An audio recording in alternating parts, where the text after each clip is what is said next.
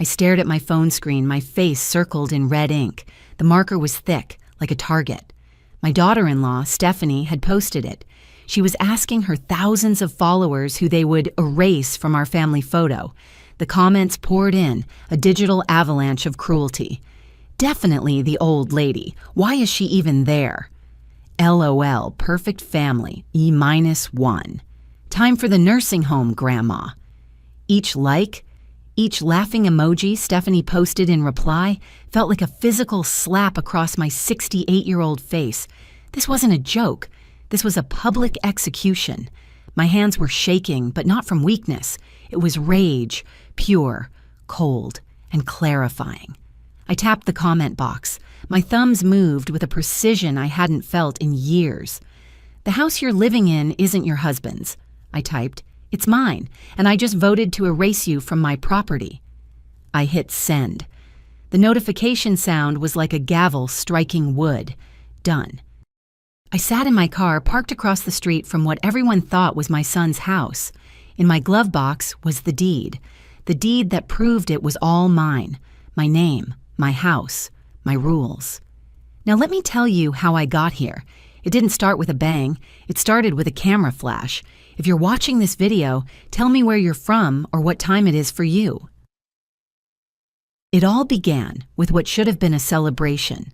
My son, David, my only child, had just made junior partner at his accounting firm. He was 42, and I was so proud. Stephanie, his wife of 15 years, decided this triumph wasn't real until it was posted on social media. "We need a family photo," she announced, her voice ringing with that brittle cheerfulness she used when she was organizing everyone. "For the world to see?" She herded us into the backyard by the rose bushes I had planted years ago. "Martha, stand over there," she directed, pointing to the far edge of the group. Not Mom. Not even Martha with any warmth, just Martha. Like I was the caterer. I moved to where she pointed, my hip aching slightly. I watched her arrange David and their two teenagers, Emma and Josh, in the center. She fussed with David's tie, brushed a piece of lint from his shoulder. "Angle your chin, David. Look successful." She turned to my grandchildren. "Emma, smile like you mean it. Teeth. Josh, for the love of God, put your phone away for 5 seconds. They were the perfect nuclear family. I was the satellite orbiting at a safe, disposable distance, the add-on. Stephanie set the timer on her phone, which was perched on a tripod. She took dozens of photos, sighing with exasperation at each one. "No, David, your head is tilted wrong. Emma, you blinked. Josh, you look like you'd rather be anywhere else." She glanced at me and her face tightened. She didn't offer a single direction. She just sighed, a deep put-upon sound, as if my very presence was a problem she was too tired to solve. The photo she finally chose was, I had to admit, beautiful. David looked distinguished and handsome in his new suit. The kids looked like they'd stepped out of a magazine. Stephanie herself glowed with the satisfaction of a director whose vision was finally perfectly realized. Even I looked decent, standing slightly apart, yes, but smiling genuinely at my family. I had no idea what she planned to do with that smile. 3 days later, my neighbor Carol knocked on my door. She didn't wait for me to open it fully, just pushed her way into my small apartment living room, her face flushed with a fury that wasn't her own. "Martha, honey, you need to see this," she said, her voice trembling with indignation. She thrust her phone into my hand, and there it was, our family photo. But now, my face was circled in that thick, brutal red marker. The caption read, "Family game. If you could erase one person from this picture, who would you choose? I think you know my choice. Let me know in the comments." My heart didn't just stop, it turned to ice. I don't understand, I whispered. "Read the comments," Carol said, her voice grim. I scrolled, my stomach twisted with each new message. "Definitely the old lady. Why is she even in the photo? Such a perfect family. The old woman just ruins the vibe. Time for the nursing home, Grandma. Your family would be perfect without the extra baggage. The worst part? The replies. Underneath each cruel comment, Stephanie had responded, a laughing emoji here, a string of hearts there, a "you get me" to another. She was enjoying this. She was playing along, encouraging them. My public humiliation was her afternoon entertainment. "That woman is pure poison," Carol spat, pacing my small rug. "What are you going to do?" I didn't answer. I was too busy scrolling, my blood getting colder and hotter at the same time. Then I saw it. A comment from one of Stephanie's friends. "OMG, Steph, you're savage. What does David think of this?" Stephanie's reply, posted just 10 minutes ago. "He thinks it's hilarious. He knows who his real family is." My vision tunneled. David, my son, thought this was hilarious. That's when I picked up my phone. That's when I drove to their street. And that's when I typed the comment that would set the world on fire. "The house you're living in isn't your husband's. It's mine, and I just voted to erase you from my property." I put the car in drive and went home. The game had begun. As I sat in my quiet apartment, the memory of buying that house came flooding back, sharp and clear. It was 12 years ago. David had just married Stephanie. They were drowning in student loan debt from her marketing degree and his accounting certification. They lived in a cramped one-bedroom apartment with paper-thin walls. My husband, Frank, was still alive then. We had just received a substantial inheritance from his mother's estate, and we were comfortable. "Mom, we're looking at houses," David had confided during one of our Sunday dinners. His voice was tight with a stress he was trying to hide. "But the market is insane. We can't qualify for anything decent on our salaries." I watched Stephanie that night. She picked at her food, avoiding eye contact whenever the topic of money came up. When David mentioned their financial struggles, she suddenly became fascinated by her phone, her thumbs flying across the screen. But I also saw how my son looked at her. His face lit up when she laughed at one of his jokes. He was so in love, so protective. This was the woman he had chosen. That night, Frank and I talked for hours. "We could help them with a down payment," Frank suggested, sipping his whiskey as we sat on the porch. "Or," I said, an idea forming, a safety net of logic and love, "we could do better than that. We could buy the house outright, let them live in it. They can pay us a token rent just to cover taxes until they're in a better position to take over a mortgage." Frank studied me carefully. He knew that look in my eye. "You're thinking about putting it in your name only," he said. It wasn't a question. "Just as a safety net," I explained. "Marriages are unpredictable these days. If, God forbid, something happened, at least David and the kids would be protected. The house would be safe." It seemed so smart, so generous, so right. We found the perfect house a month later, a beautiful 4-bedroom colonial with a big backyard, perfect for the grandchildren we hoped would come. I signed the papers, the deed, the insurance, the property taxes, everything, 100%, in my name. Martha Jenkins. David and Stephanie were ecstatic. They moved in, and for a while it was perfect. They paid us the modest rent we'd agreed on, just enough to cover the taxes and maintenance. Frank and I felt good, like we'd given our son a solid foundation. But then the narrative began to shift. So slowly, I barely noticed. First, Stephanie started introducing me to her new friends as, "This is David's mother. She helped us with the house." A year later, that became, "This is David's mom. She gave us some money for the down payment." Over the years, the story evolved, polished by 1,000 subtle retellings, until the accepted truth was that David had bought the house himself, with maybe a small assist from his parents. I never corrected anyone. Why would I? It wasn't about credit. It was about family. Frank died 5 years ago. The grief was a fog that muffled the world. In that fog, I'd been even more generous. I'd sold our family home and moved into this small apartment. "Just keep the rent money," I told David when he tried to hand me a check. "You have kids. You have expenses. This is what family does for each other." He'd hugged me. "You're the best, Mom." Now, sitting in my apartment, the one I'd moved to so they could spread out, I looked at that house on my phone with fresh eyes. I realized how thoroughly I'd been erased, not just from a photo, but from the entire narrative of our family's success. My phone buzzed. A new comment on Stephanie's post. "That's someone's mother," a stranger wrote. "How would you feel if your daughter-in-law posted this about your mom?" Stephanie's response was swift and brutal. "Some mothers-in-law earn their place in the family," she wrote. "Others just expect it because they gave birth. I believe in earned respect, not automatic entitlement." Earned respect. Automatic entitlement. I thought about the thousands of diapers I'd changed, the countless Sunday dinners I'd cooked, the babysitting so they could have date nights, the emergency money I'd wired when David's car broke down or when Stephanie needed a new laptop for her real estate career.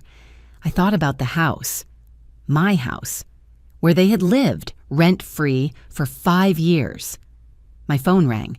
David's name flashed on the screen. My heart lifted. Just for a second. Finally.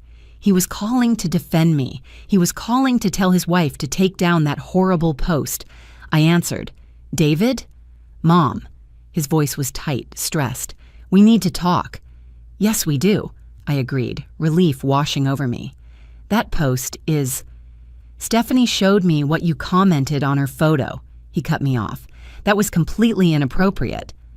The world tilted. The relief vanished, replaced by a cold void. "Inappropriate?" I said, my voice dangerously quiet. "David, did you see what she posted? She asked people which family member they'd erase, and she circled my face. It was just a joke, Mom," he snapped, his voice rising. "You know how social media is. It's sarcastic." "You're taking it way too seriously." "A joke." "Yes, but you claiming you own our house, that's taking things way too far. You're trying to humiliate her." My public humiliation was a joke. My statement of fact was an attack. "David," I said slowly, enunciating every word, "I do own your house. My name is on the deed. I bought it 12 years ago, remember?" There was a long, static-filled pause. "That was different," he said finally, his voice lower. "You bought it for us. It's been our home for over a decade. This is where my kids grew up. Yes, it's been your home. In my house." "Mom, you can't be serious about this. We've put our whole lives into this place. We renovated the kitchen. We redid the bathrooms. We landscaped the yard." "With the money you saved by not paying rent," I pointed out, my voice flat. Another pause. Longer this time. When David spoke again, his voice was cold, colder than I had ever heard it. "What exactly are you threatening to do, Mom?" The question hung in the air. 24 hours ago, I would have said nothing. I would have been horrified at the very idea. But 24 hours ago, I hadn't been called baggage by 1,000 strangers with my son's approval. "I'm not threatening anything, David," I said, my voice like steel. "I'm clarifying the facts. Your wife seems confused about who owns what in this family. I'm helping her understand. You're being vindictive. I'm being accurate." I hung up. That evening, I did something I hadn't done in 5 years. I drove to my house. I parked in the driveway, not on the street. I walked up the stone path I had helped Frank lay. I pulled out my old key ring. The key, which I'd kept for emergencies, slid into the lock. It turned smoothly. I walked through the front door. The house was quiet. They'd changed it. New furniture in the living room, a sleek, modern gray sectional instead of my comfortable floral sofa. New paint on the walls, a cold, sterile white instead of the warm beige I'd chosen. It felt foreign, but every stud, every floorboard, every copper pipe was legally mine. "Martha?" Stephanie's voice came from the kitchen. It was sharp with surprise. And something else. Something I hadn't heard in her voice in a long time. Fear. "What are you doing here?" she demanded, walking into the foyer. She was holding a glass of wine, wearing expensive-looking lounge clothes. "I live here," I said simply, looking past her at the kitchen. They'd replaced my oak cabinets with gleaming white laminate. David appeared from the living room, his face flushed. "Mom, you can't just walk in here anymore. This is our home." "Actually, David, it's my home. You just live in it." Stephanie stepped closer to David, putting her hand on his chest, a united front against the crazy old lady. "This is ridiculous," she scoffed. "You haven't lived here in 5 years." "But I've owned it for 12, I replied, pulling out my phone. "I have the deed right here in my email. I have the property tax receipts. I have the homeowner's insurance, which I've been paying. Would you like to see?" The teenagers, Emma and Josh, appeared at the top of the stairs, drawn by the raised voices. They looked confused, their eyes wide. "Grandma Martha," Emma ventured, her voice small. "Is everything okay?" Before I could answer, Stephanie snapped at her. "Go upstairs, both of you. The adults need to talk." The way she said adults clearly excluded me from the category. I watched my grandchildren retreat, their worried faces disappearing from the landing. "Look," David said, lowering his voice, trying to sound reasonable. "I understand you're upset about the social media thing. Stephanie, she probably went too far, but you can't use the house as some kind of weapon." "I'm not using it as a weapon. I'm asserting my rights as the property owner." Stephanie crossed her arms, her confidence returning. "Fine. You want to play legal games? We can play. We've been living here for 12 years. We've improved the property significantly. We have tenant rights. We have sweat equity. You can't just kick us out." Her arrogance was staggering. I almost smiled. "Actually, I can. I spoke to my lawyer this afternoon." The color drained from both their faces. "You called a lawyer?" David's voice was a whisper. "I called Robert Patterson. You remember him. He handled your father's estate. He's a very thorough man. He explained that since you've never paid rent and there is no formal lease agreement, you aren't tenants. You are guests in my home." I let the word guests hang in the air. And as the homeowner, I can ask my guests to leave with 30 days' notice. Stephanie's mask of sweet, popular influencer cracked, revealing the hard, ugly spite underneath. "You bitter old woman," she hissed. "You can't stand that we're happy. You can't stand that we've built something beautiful here without you. What you've built," I said quietly, "is a life on my foundation. A foundation you've been mocking. A foundation you've been trying to erase." David looked between us, his face a mask of conflict. "Mom, please, let's all just calm down. Stephanie, apologize for the post. Mom, let's talk about making this house thing official. Somehow." I was done. Done being the peacemaker. Done being the accommodating mother who bent and bent until she broke. "The house thing is already official, David," I said, walking back to the front door. "It has been for 12 years. What's new is that I'm no longer pretending otherwise." I stepped out and closed the door behind me. The solid thud of the lock clicking into place was the most satisfying sound I'd ever heard. The next morning, Robert Patterson's office felt like a fortress. Mahogany, old leather, and the smell of books. Robert himself, at 73, was a living piece of that fortress. He'd been practicing law since before I was married. He studied me over his glasses as I finished my story. "Martha," he said, his voice a calm rumble, "you're in an interesting position. Legally, you are absolutely within your rights. The property is yours, free and clear." "But?" I asked. I knew there was a but. "Practically, this is going to get messy. Very messy. Your son and daughter-in-law have lived there for 12 years. They've made improvements. They've established residency. They've built their lives there." "Stephanie called it sweat equity," I said. Robert snorted. "A term people use when they want something for free. Do they have legal ownership? Absolutely not, but they do have what we call equitable interests." Meaning? Meaning they can't claim ownership. But they can drag this out. They can argue they deserve compensation for those improvements. They can sue you for the value of the new kitchen, the new bathrooms. They can demand a right of first refusal if you decide to sell. I thought about the gleaming white laminate kitchen, the deck David had built 2 summers ago, the one I'd never been invited to sit on. And what do I owe them for improvements made to my own property? I asked.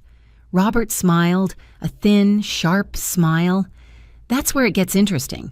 Since they made those improvements without your written consent, and more importantly, since they haven't been paying rent or property taxes, they have very little legal standing to demand compensation.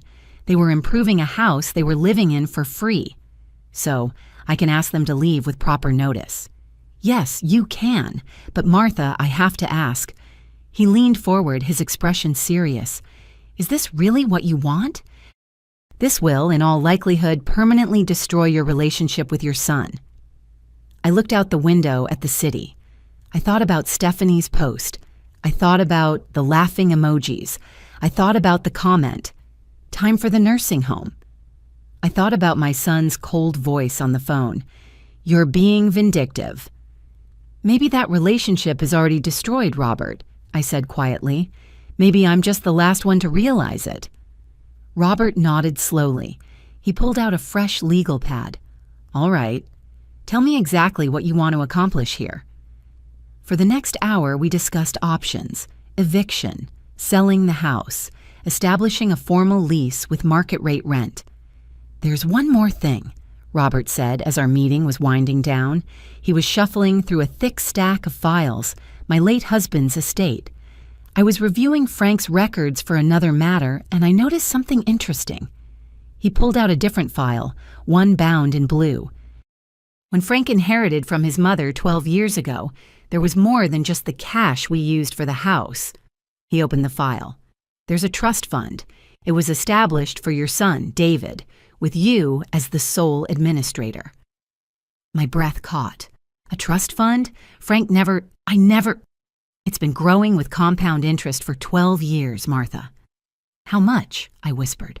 Robert turned a page. "As of last month's statement, just over $400,000. I stared at the number. $400,000. David had a trust fund, a substantial one, that I'd been managing on autopilot, just signing the papers the bank sent, reinvesting the dividends and interest. "Frank never told him," I said. "The trust documents indicate it was meant to be revealed when David turned 45, or in the event of your death, whichever came first," Robert explained. "David turns 43 next month." A plan began to form in my mind. Not revenge. Something cleaner. Something just... "Robert," I said slowly, my mind racing, "I think I know exactly what I want to do." I spent the next 3 days in a whirlwind of organization. Spurred by Robert's revelation, I decided to review all my financial records. Frank had always handled the investments. After he died, I'd been content to let them grow, to let the bank handle things. The trust fund had made me realize I'd been asleep at the wheel. What I found in my credit card statements made my blood run cold. For the past 2 years, someone had been making small, regular charges. Little pinpricks. Nothing huge, nothing that would trigger a fraud alert. $50 here for a Glowbox subscription, $30 there for an app called Face Perfect, a dozen online purchases from high-end boutiques I'd never heard of. The charges were small, but they were constant, like a parasite. I called the credit card company. They traced the shipping addresses. All of them went to one place: my house, Stephanie's house. She had my credit card number, and she'd been using it for her personal expenses. I called Carol, my neighbor. She came right over, still in her gardening gloves. "I always wondered how Stephanie could afford those designer handbags," she muttered, sipping the tea I'd made her. "She posted a new one just last week, a Louis Vuitton, said it was a treat for working so hard." "Working so hard at what?" I said, pulling up the state's real estate commission database on my laptop. The deeper I dug, the worse it got. Stephanie presented herself on social media as a high-flying, successful agent. The database told a different story. She'd only closed 3 deals in the past 2 years. 3. All of them small rentals. Her income was practically nothing. Yet her Instagram was a parade of spa days, shopping sprees, and expensive dinners at restaurants I couldn't afford. All funded, I now realized, by me, by my credit card. I sat at my kitchen table, calculator in hand.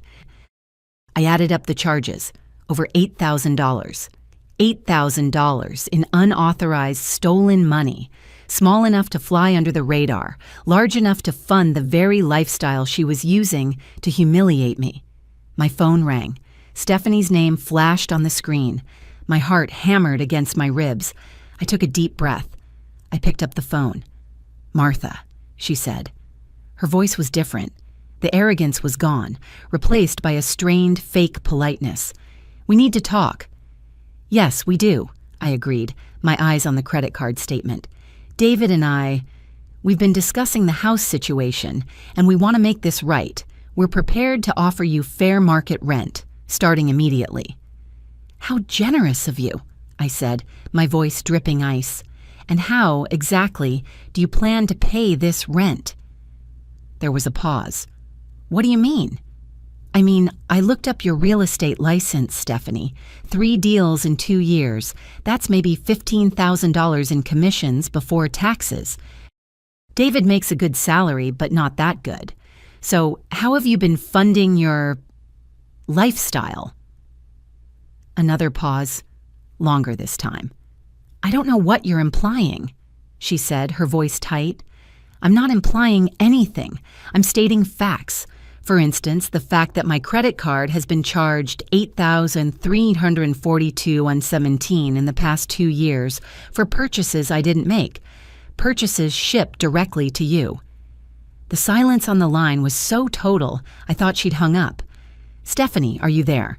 Those charges," she said finally, her voice barely a whisper. "I can explain those." "Oh, I'm sure you can," I said. "Just like you explained the joke of your social media post. Just like you can explain why you felt entitled to steal from the woman whose house you live in for free." "I never meant to." "You never meant to get caught," I interrupted. "There's a very big difference." I hung up. I felt a rush of adrenaline. I had her. The petty theft. It was concrete. It was proof. This was the leverage I needed. The game was changing, and I was finally making the rules. I spent the next hour documenting everything. I printed the credit card statements. I highlighted every fraudulent charge. I took screenshots of Stephanie's social media posts, matching the dates of her new bag announcements to the dates of the charges. I had a folder, a thick one. It was hard evidence. I was about to call Robert when my phone pinged, a notification from my banking app. "Zelle payment received. You have received $10,000 from Stephanie Jenkins." My blood ran cold. A text message from Stephanie came in 1 second later. "I borrowed that money, Martha. I was going to pay you back. Here it is, plus extra for your trouble. It's a family matter that's been handled. Now stop harassing me and making up lies." My hands started to shake again. I dialed Robert's number. "She paid it back," I said the second he answered. "She just sent me $10,000. She's calling it a loan." Robert let out a long, heavy sigh. "She's smart and ruthless. What does this mean?" I demanded. "I still have the statements. It's still theft." "It's not, Martha. Not anymore," Robert said, his voice grim. "She's just neutralized your best piece of evidence. She's created reasonable doubt. She'll claim you're a vindictive mother-in-law, that you did loan her the money, and that you're only calling it theft now because you're angry about the house. Since she's repaid the loan, the bank won't pursue it. The police won't touch it. It's a civil matter, and she's already settled it." The folder on my desk suddenly felt light, worthless. My advantage was gone. She had stolen it just like she'd stolen the money. She won," I whispered. "She won this round, Martha," Robert corrected me. "But this tells us something important. She's not just arrogant, she's cunning and she's scared. People don't pay $10,000 to cover up a misunderstanding. She's hiding something." I looked at the text message again. "I've lost my leverage." "No," Robert said. "You've just learned what kind of fight this is. She's not a petty thief. She's a professional. We need more. We need something she can't pay her way out of." I hung up, the rage returning, but this time it was sharper, colder. She had outplayed me. She wouldn't do it again. The next morning, there was a knock on my apartment door. I opened it to find my granddaughter, Emma. She was 17, and her eyes were red-rimmed and full of a conflict that shouldn't belong to someone her age. "Grandma Martha," she said, her voice low, "can I come in?" "Of course, sweetheart." I ushered her in, my heart aching. I poured her a cup of coffee, noting the dark circles under her eyes. She sat at my small kitchen table, staring into the mug. "Mom's been lying," she said finally, her voice shaking, about everything. I sat down opposite her. "What do you mean, Emma?" "I heard her on the phone last night, after you called. She was in her office, yelling at my Aunt Karen." Emma took a shaky breath. "She was talking about the credit card thing. She wasn't sorry, Grandma. She wasn't embarrassed. She was angry that you found out. She was laughing. She called you a stupid old hag who finally got one over on her. And then she bragged about sending you the $10,000. She said, 'That'll shut her up. 10 grand to make the bitch look like a liar.'" I closed my eyes, absorbing the fresh sting of the words. "But that's not all," Emma continued, her own anger rising. "She's been planning this for months, to get you out."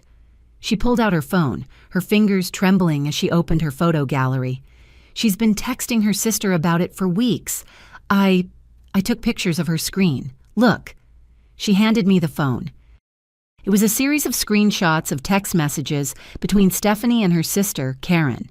Karen: "Is the old lady still giving you grief?" Stephanie: "Unbelievable. She's always just there. But I have a plan." Stephanie: "Need to get her out of the picture for good. It's time David and I claimed what's rightfully ours." Karen: "What about David? He's such a pushover with her." Stephanie: "David is too soft. He needs to grow a backbone and realize who his real family is. I'll make him see." Then my heart stopped. A message from 3 weeks ago, the day of the family photo. Stephanie: "Posted the perfect thing today. Time to show Martha exactly where she stands in this family. Just a little public humiliation to get her to back off." Stephanie: "David will thank me later when he sees how much happier we are without her constant interference. It hadn't been a joke. It hadn't been spontaneous. It had been a calculated, premeditated attack. The first move in a campaign." "There's more," Emma said, her voice flat. "She's been telling people, her friends, other family, that you've been secretly charging us rent this whole time, pocketing cash, and that you're trying to kick us out now because you're desperate for money. She's making you sound greedy and unstable." I studied my granddaughter's face. I saw Frank's honesty in her eyes, David's gentle nature, but I also saw something new, a steel I hadn't seen before. "Emma," I said, reaching across the table to take her hand, "I want you to understand. Whatever happens between your mother and me, it does not change how I feel about you and Josh. Ever." She nodded, tears welling up and spilling over. "I know, Grandma, but I also know what's right and what's wrong, and what Mom did to you, what she's doing. It's wrong." She wiped her eyes, her expression hardening. "I'll help you, whatever you need." That afternoon, Robert called. The calm in his voice was gone. "Martha, we have a problem," he said, his voice clipped and urgent. "David filed papers this morning. They're claiming adverse possession of the property." The term sounded alien. Adverse what? What does that mean? "It means," Robert said, "that he's arguing that since they've lived there openly for 12 years, maintained the property, and you've allowed them to live there without a formal rent agreement, they have a legal claim to ownership through continuous occupation." The ground shifted beneath me. "Can they do that? Can they just steal my house?" "They can try," Robert said. "It's a long shot, a desperate one. In our state, the requirement for adverse possession is 20 years of continuous occupation, not 12. So on the merits, they will lose. The good news is, this is a fatal flaw in their case." Relief flooded through me, but it was quickly followed by a cold, sharp anger. David, my son, was actively trying to steal my house from me through a legal loophole. He hadn't just gone along with Stephanie's joke. He was an active participant in the war. But there's something else, Robert continued, his voice dark. The filing attorney. They've hired Margaret Stevens. I didn't recognize the name. Is that bad? She's a shark, Martha, the most expensive, ruthless real estate litigator in the city. Her retainer alone is $50,000. There is no way on David's salary that they can afford her. A pit formed in my stomach. Then how are they paying her? That, Robert said, is the $50,000 question, because if they're using credit obtained through fraud, if they're using your money to pay the lawyer who is suing you, we have them dead to rights. I hung up and walked to my window. I looked out at the parking lot. They had tried to humiliate me. They had stolen from me. And now they were trying to steal my home. Two could play at legal games. The question burned in my mind. Where did they get the money for Margaret Stevens? The answer came unexpectedly from Emma. She called me that evening whispering, "Grandma, I'm in my room. Mom and Dad are downstairs. I think I heard something."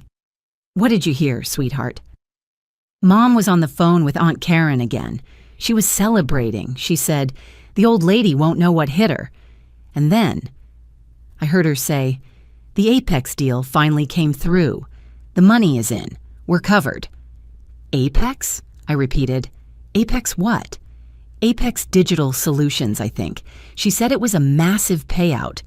Grandma, is that where the money came from? It felt like a key, a solid, tangible lead. Apex Digital Solutions. I called Robert immediately. I have a lead, a company called Apex Digital Solutions. Emma overheard Stephanie. It's where they got the money. Good work, Martha, Robert said. I'll get my paralegal on it first thing. We'll find the link. If she got a big commission or payout, it'll be in her bank records. For the next 2 days, I waited, hopeful. Robert and his team were digging. They ran searches on the company, on Stephanie, on David. They were looking for any connection. The call came on Friday. Robert sounded tired. Martha, it's a dead end, he said. What? No, that can't be right. Apex Digital Solutions is a real software company based in Austin. We've looked. Stephanie has no connection to them. David has no connection. They haven't received any payments from them. It's a false trail. My stomach dropped. But Emma heard. I'm afraid, Robert said slowly, that Stephanie wanted Emma to overhear that call. She knew Emma was sympathetic to you. She planted it. It was a trap, a diversion. She sent us on a wild goose chase to waste our time and our resources. The premeditation was breathtaking. She had used her own daughter as a pawn. She had set a trap, and I had walked right into it. The hope I'd felt turned to pure, unadulterated fury. She's playing with me, Robert, I hissed into the phone. Yes, she is. No more, I said. No more games. No more digging for scraps. I want to know where every single penny in that house comes from. I want to know how they paid for their car. I want to know how they paid for their last vacation. I want to know how they are paying Margaret Stevens. Hire a forensic accountant. Hire the best one you can find. I don't care what it costs. I want them ruined. Consider it done, Martha, Robert said. The games are over. The confrontation came sooner than I expected. David appeared at my apartment door the next evening alone. For a moment, just a moment, I saw the little boy who used to bring me dandelions from the yard and call them flowers. Then it was gone, replaced by the stressed, hollowed-out face of a man I barely knew. Mom, we need to end this madness, he said. His voice was flat, like a line he'd rehearsed. I agree completely, I replied, stepping aside to let him in.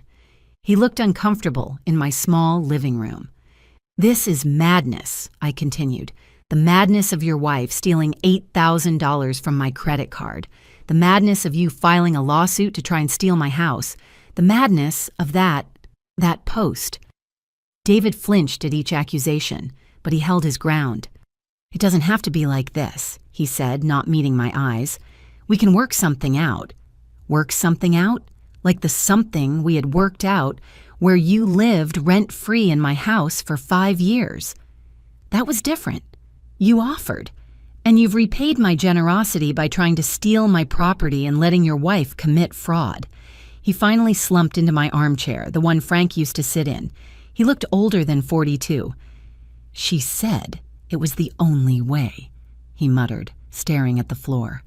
She said you were getting unstable, forgetting things, that you might try to take the house away for no reason, and that we had to protect our family." I stared at him. "Protect your family? By publicly humiliating me? By filing a lawsuit? By claiming I'm unstable?" "When you put it like that, it sounds crazy," he mumbled. "It is crazy, David," I snapped.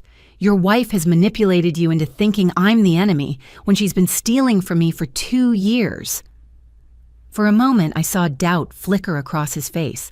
He looked up at me, his eyes full of conflict. Then his phone buzzed. He pulled it out and read a text message. I watched his expression harden, the doubt vanishing, replaced by a cold resolve. Stephanie. It was like she was in the room with us, pulling his strings. "Stephanie says you've been spreading lies about her to Emma," he said, his voice now hostile. "She says you're trying to turn our kids against their mother." "I haven't said a word to Emma that wasn't the truth," I said. "Apparently, she has eyes and ears of her own." David stood up abruptly. The loving son was gone. The hostile stranger was back. "Look, Mom, here's the deal. We are willing to pay you $2,000 a month in rent, starting immediately. That's fair market value." "How generous."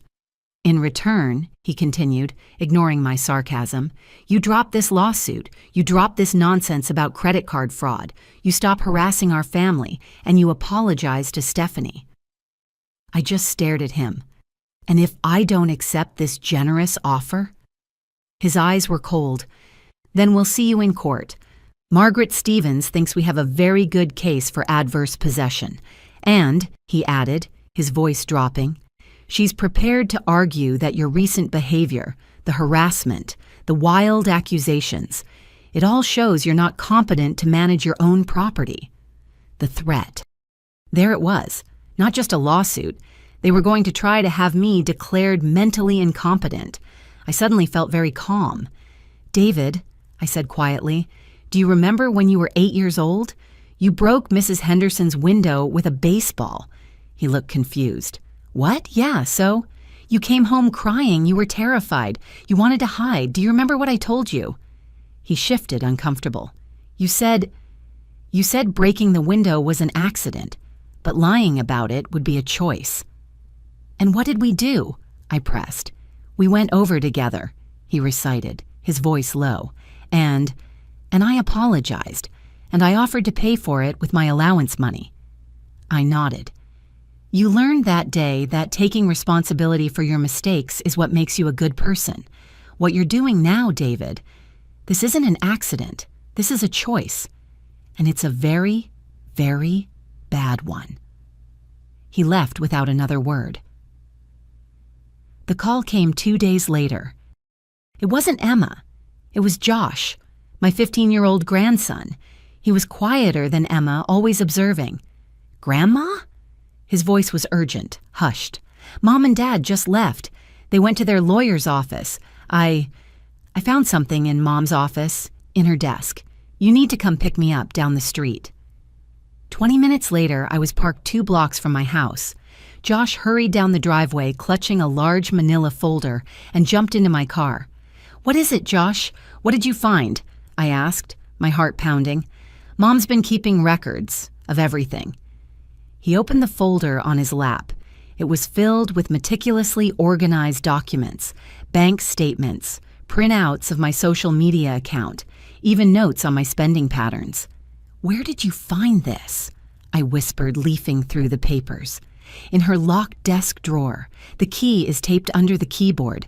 The folder was labeled M. Jenkins strategy. M. Jenkins strategy. A strategy to destroy me. Grandma, there's more, he said, his face pale.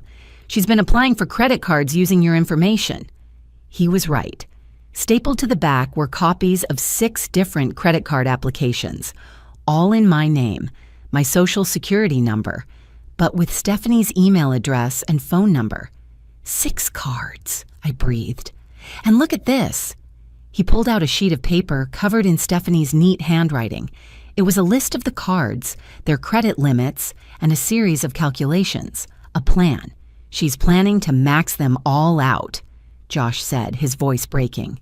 And then claim identity theft. Blame you. Say you're old and confused and open them yourself. The scope of it was breathtaking. This wasn't just petty theft. This was systematic identity theft. A plan to destroy my credit, my name, while enriching herself. There's something else, Josh said, his hands shaking. She's been recording your phone calls. He showed me a printout, a log from a smartphone app. Dates, times, and file names. Every conversation you've had with Dad for the past 6 months, Josh whispered. She told him she was gathering evidence, that if you tried to cause trouble, she'd have proof that you're losing your memory and saying crazy things. The threat David had made. It wasn't his idea. It was hers, and she had been building a fake case for months. The manipulation was so thorough, so complete, I almost admired its evil audacity. Almost. Josh, I said, my voice shaking with a cold fury. I need you to send me copies of everything in this folder, right now. Already done, he said, holding up his phone. I took pictures of every single page. They're uploading to a secure drive I made. I reached over and squeezed his hand. This isn't your fault, sweetheart. You are incredibly brave for doing this. He just nodded, his eyes bright with unshed tears. Just get her, Grandma. Please, she's not Mom anymore. I called Robert from the car, my voice trembling with rage. She's been recording me, Robert, illegally. She's been opening credit cards in my name. Josh has proof. He's sending it to you right now. Robert's reaction was immediate. Martha, this is serious federal crime territory. Identity theft, wire fraud, illegal wiretapping. Stephanie could be looking at years in prison. What about David? I asked. Did he know? We'll have to determine that, Robert said grimly. But Martha, there's something else. I just got off the phone with Patricia Wells, the forensic accountant we hired. She ran those financial checks. And? That $50,000 retainer for Margaret Stevens, Robert said. We know where they got it. Where? They took out a business loan. I was confused. What business? Stephanie's real estate career? No, Robert said. 6 months ago, they opened a business, an LLC. It's called Jenkins Property Management. My blood turned to ice. Jenkins. Property. Management. On paper, it looks legitimate. In reality, it's a shell company. And do you know what they used as collateral to get a $75,000 business loan? I knew. I whispered the answer. My house. Your house, Robert confirmed. They've been using your property, free and clear, as collateral for business loans without your knowledge or consent. David had access to the original deed from your husband's files. He's been forging your signature on loan applications. The phone felt heavy in my hand. Forged my signature, my own son. There's more, Robert said. That was just the first loan. Patricia found 2 more. They've borrowed a total of $230,000 against your house. My God, what did they do with the money? They funneled it through the LLC, Robert explained. They paid Margaret Stevens' retainer. They've been funding their lifestyle. And Martha. They bought another property. Another property? A vacation condo in Florida, purchased 8 months ago for $180,000 cash. I stared out the window, my mind reeling. While I was living in my small apartment, downsizing my life, they had been using my house as their personal ATM. They had stolen my equity to buy a secret vacation home. And the trust fund, Robert said, his voice flat. The $400,000 trust Frank left for David. What about it? Someone has been making unauthorized withdrawals from that account as well. $40,000 over the past year, all withdrawn by someone using David's power of attorney information. But I never gave David power of attorney over that trust. No, Robert said grimly. But you did give him limited power of attorney for your medical decisions when you had your hip surgery last year. Someone has been using that limited authority to access your financial accounts, illegally. The full scope of the betrayal sank in. My son. The boy I'd raised had systematically defrauded me. What are my options, Robert? I asked, my voice surprisingly calm. We can file criminal charges immediately. Bank fraud, identity theft, forgery, wire fraud, elder abuse. The evidence is overwhelming. The U.S. attorney would love this case. Or, I sensed there was an or. Or, Robert said, we can present them with this evidence, all of it, and see if they're willing to make full restitution and cooperate in unwinding every single fraudulent transaction. I thought about David's face when he threatened to have me declared incompetent. I thought about Stephanie's laughing emojis. How long? I asked. If they're convicted, how long would they go to prison? Patricia and I discussed it, Robert said. David, as a co-conspirator, maybe 5 to 7 years. Stephanie, given that she initiated the identity theft, the wiretapping, and the planning, she'd be looking at 10 to 15, easily. I closed my eyes. I pictured Emma and Josh, their parents, gone, in federal prison. But then I pictured the M. Jenkins strategy folder. I pictured the forged signatures. I want to see them, I said, opening my eyes. Both of them, in your office tomorrow morning. Martha, Robert warned, once we reveal what we know, there's no going back. There's already no going back, Robert, I said. That decision was made the moment they chose to steal from me. They walked into Robert's conference room at 10 a.m. sharp. They looked like a power couple. David in his best suit, Stephanie in a crisp, white designer dress I now knew I had probably paid for. Stephanie even smiled at me, a tight, condescending smile. I hope this means you've come to your senses about the house, Martha, she said, settling into a leather chair. Oh, I've definitely come to my senses, I replied. Robert sat at the head of the table. Next to him was a woman I didn't know. This is Patricia Wells, Robert said. She's a forensic accountant. David's composure flickered.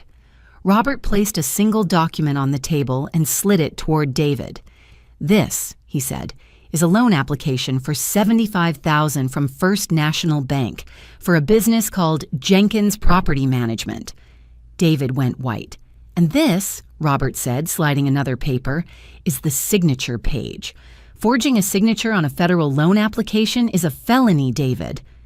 It's a misunderstanding, David stammered. Is it? I asked, my voice quiet. Please explain how you misunderstood when you forged my signature 2 more times for a total of $230,000. Stephanie's composure lasted about 10 seconds longer. Then Patricia Wells slid a new folder in front of her. These, Patricia said, are the 6 credit card applications you filed in Mrs. Jenkins' name. We've already spoken to the banks. That's identity theft. Another felony. Stephanie found her voice, and it was pure acid. You're a sick old woman, she hissed at me, her eyes flashing. You're trying to destroy your own family. By stealing $438,000 from me? I shot back. The number hung in the air. That's not what happened, David protested, his voice rising in panic. Then tell me what did happen, David, I said, standing up. Tell me how you accidentally bought a $180,000 condo in Florida with money you accidentally borrowed against my house. We needed to protect ourselves, Stephanie burst out, her mask of sanity completely gone. You were getting old. You were making bad decisions. Someone had to think about the future. So you decided to steal my future to protect yours? I fired back. Robert cleared his throat, cutting through the anger. "Mr. Jenkins, Mrs. Jenkins, you need to understand the gravity of your situation. We have evidence of bank fraud, identity theft, forgery, elder abuse, and conspiracy. We also have evidence," he added, tapping a file, "of illegal wiretapping. The M. Jenkins strategy folder was very thorough." Stephanie's face crumpled. She finally understood. She was caught. David's composure cracked completely. He looked at me, his eyes wide with terror. Mom, please! I never meant for it to go this far. Stephanie said it was just temporary, that we'd pay everything back once the business got going." "What business, David?" I asked. "The fake property management company you created to launder stolen money?" "It's not fake," he insisted weakly. "We were going to make it real." I looked at my son's face, searching for the boy who had understood right from wrong. He was gone. "This is different," he pleaded. "No, David, it's not," I said. "It's exactly the same as Mrs. Henderson's window. You broke something. And now you have to decide whether to take responsibility or keep lying about it." Stephanie leaned forward, her face contorted with hate. "You self-righteous bitch! You think you're so perfect. You're just a lonely old woman who can't stand that her son has his own life." "I am a lonely old woman," I agreed, my voice steady. "But I'm a lonely old woman who owns this entire table of evidence. And I'm a lonely old woman who doesn't have to live with the knowledge that I betrayed my own family." Robert pulled out the final document. "Mrs. Jenkins has prepared an offer, a settlement." David looked up, a desperate, pathetic hope in his eyes. "Full restitution of all stolen funds. That's $230,000 from the loans and $40,000 from the trust fund. That means the immediate sale of the Florida condo to repay the loans, immediate dissolution of the fraudulent LLC. You will sign a full confession, and you will vacate Mrs. Jenkins' house within 7 days." "And in exchange," David whispered. "In exchange," Robert said, "she will not forward this file to the U.S. Attorney's Office. She will not file criminal charges." "And if we refuse?" David asked. "Then Patricia and I walk this file over to the federal building this afternoon," Robert said, "and you will likely be arrested by the weekend." David looked at Stephanie, his face a ruin. He looked at me, his eyes begging. "How long do we have to decide?" he asked. "You have until 5 p.m. today," Robert said. After they left, a tidal wave of silence filled the office. I sat in the leather chair, feeling strangely empty. "Did I do the right thing, Robert?" I asked. He stacked the files into a neat, terrifying pile. "You gave them a choice, Martha, the same kind of choice you gave David with that window all those years ago. You gave them a chance to take responsibility." At 4:30 p.m., my phone rang. It was David. His voice was hollow, defeated. "We accept your terms, Mom," he said. "We'll sign whatever you need." 3 weeks later, I stood in the kitchen of my house. My house. The silence was profound. David and Stephanie had moved out the previous weekend, taking only their personal belongings. The Florida condo had been sold. The fraudulent loans were paid off.